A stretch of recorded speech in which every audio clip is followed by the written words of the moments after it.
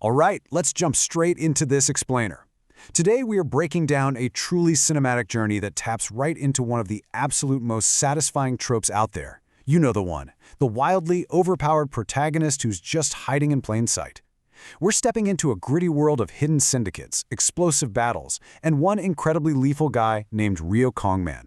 We're going to track his crazy journey from the deadly shadows of the criminal underworld straight into the glaring fluorescent lights of a typical South Korean high school.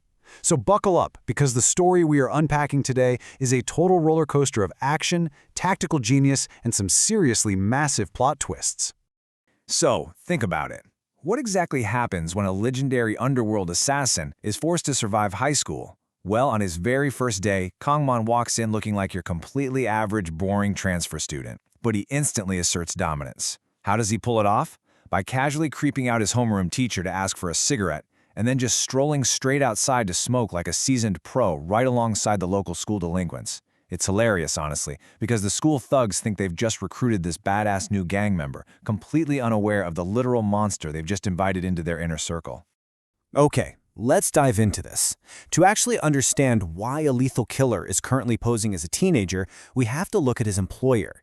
Kangman is basically an unstoppable killing machine working for the Bathala Group, which is this massive criminal organization backed by a luxury hotel casino.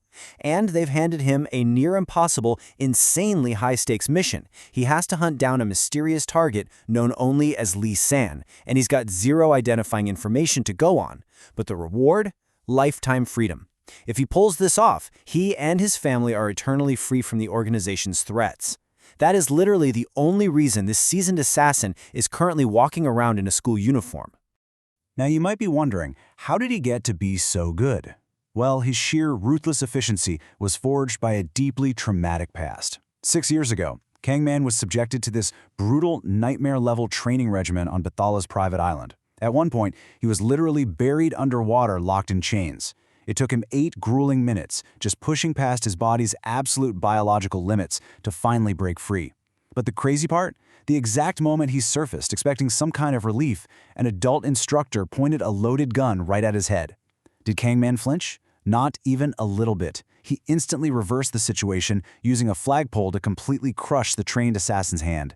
He proved right then and there that he is utterly immune to fear.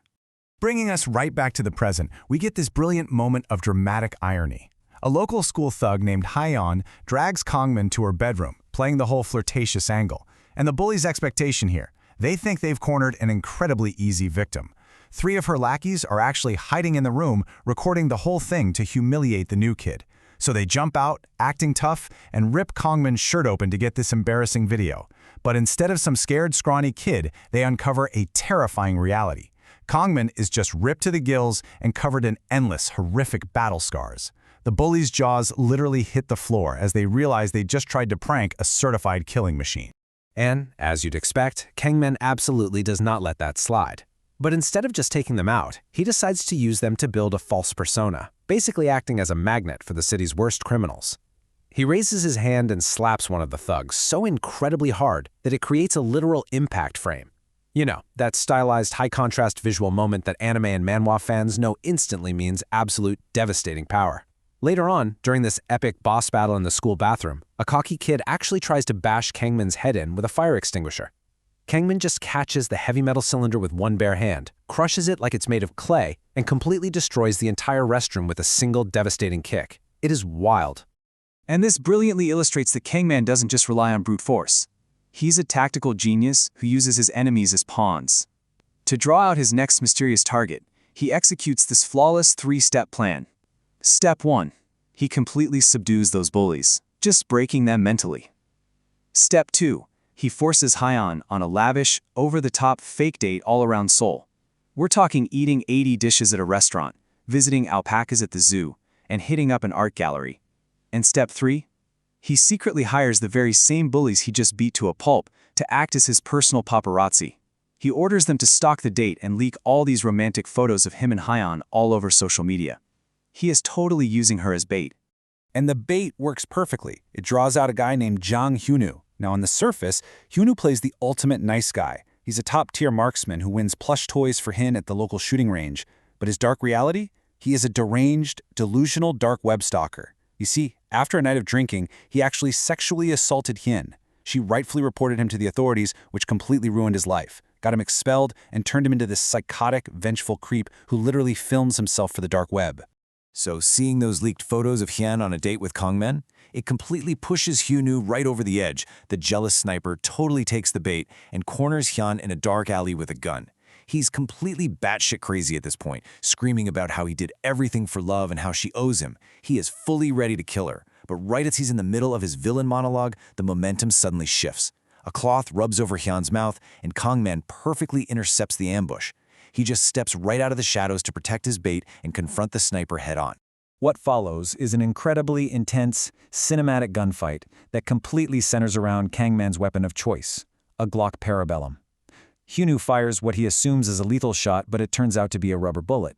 Kangman just totally outclasses the guy, casually dodging fire and teleporting right into his face like a character straight out of Dragon Ball Z. When Hyunwoo unloads all his magazines in this final desperate attempt, Kangman secures Hyeon safely behind a durable appliance. Then, Kangman reveals his Glock. He actively tests his enemy with a fake blank shot first, making Hyunwoo think for a split second that he's safe, before immediately unloading real, devastating bullets, literally shooting the sniper's fingers clean off.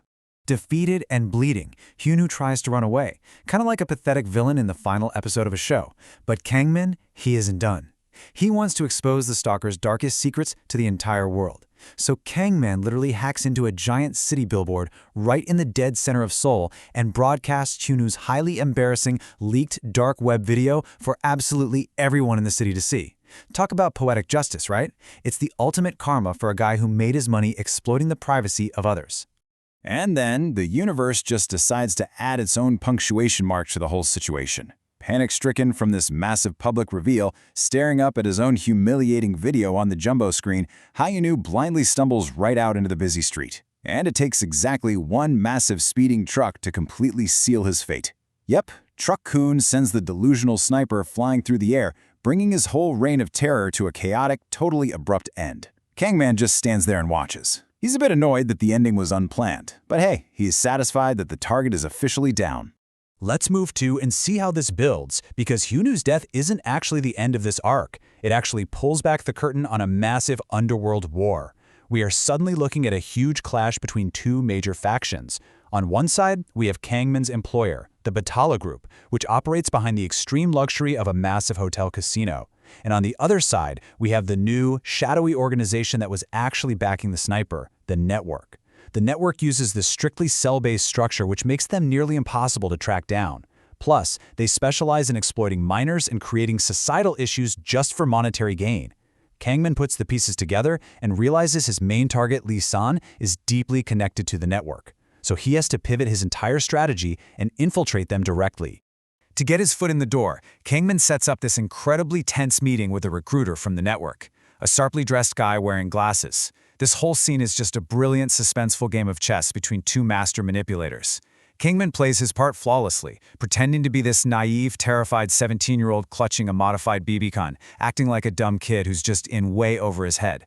But the glasses-wearing recruiter, he is actually a seasoned contract killer himself, and he immediately notices the lingering smell of real gunpowder on what's supposedly just a toy gun.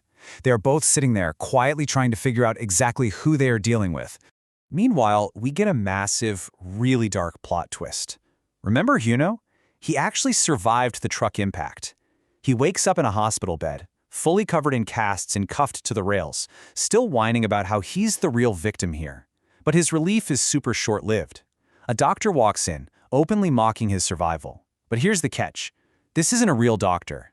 It's an assassin from the Network, sent there to tie up their loose ends. He casually injects Hyunwoo with a terrifying unknown drug that literally forces the blood to flow backward from every single orifice of his body. It results in a horrifying, brutal assassination totally disguised as medical malpractice. Because as we learn, the Network leaves absolutely zero traces.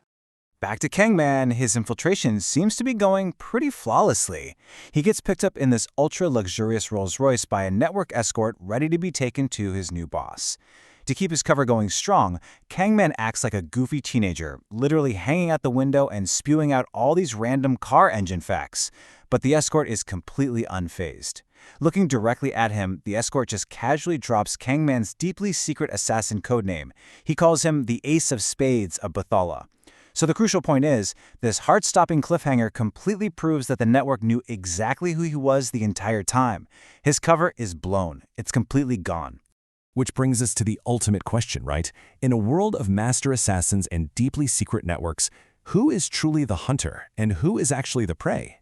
Kanglin fully thought he was infiltrating their ranks, but in reality, they were just luring him in. So, how on earth will our overpowered protagonist survive now that he is walking straight into the lion's den with absolutely zero disguise?